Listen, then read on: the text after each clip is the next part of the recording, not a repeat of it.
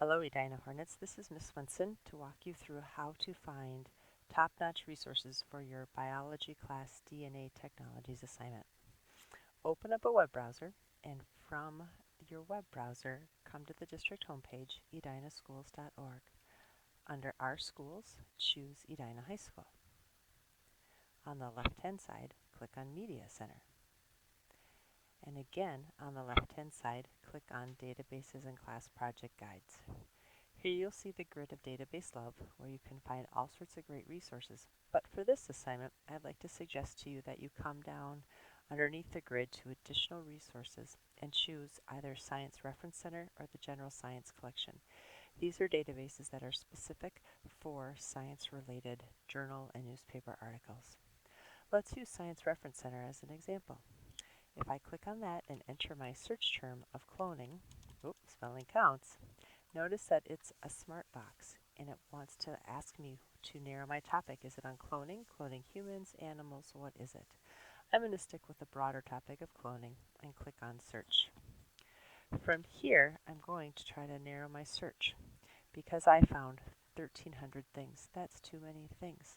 I'm going to come on the left-hand side and click Limit to Full Text, so just articles where I can read the actual article, and then I'm going to limit by publication date. Because this is a scientific report, it's not a long historical study, we want up-to-date current information, so I'm going to limit it to just the last 10 years of materials.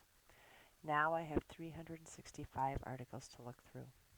The reason we have you go to a database versus Google is because of where the information is pulled from. If you look here, you can see this database provides articles from places like New Scientist, Current Science Magazine, Scientific American, and others. These are all noted and respected scientific publications. As I start to look through my search result list, I have to determine what I would like to look at and read. One way to narrow things is to put your mouse over the magnifying glass.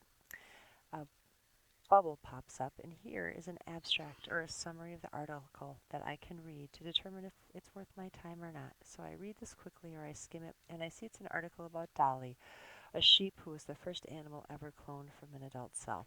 I'm interested in that, so I'll click on the HTML full text. Here, then, is the article for me to read. If you prefer to have something read to you, if that's your learning style, go ahead and click on the Listen button. You can even choose the accent in which the article is read. When you're done and you need to cite your article, please note that the databases have little cite buttons. You can click on those and you can choose the citation style your teacher has required. There's an APA choice as well as MLA. You can use those for your works cited or your references list. In addition to the Science Reference Center database, there's also the General Science Collection. You may search here. It works very similarly. All of this information is also captured in a LibGuide that I've put together for your project.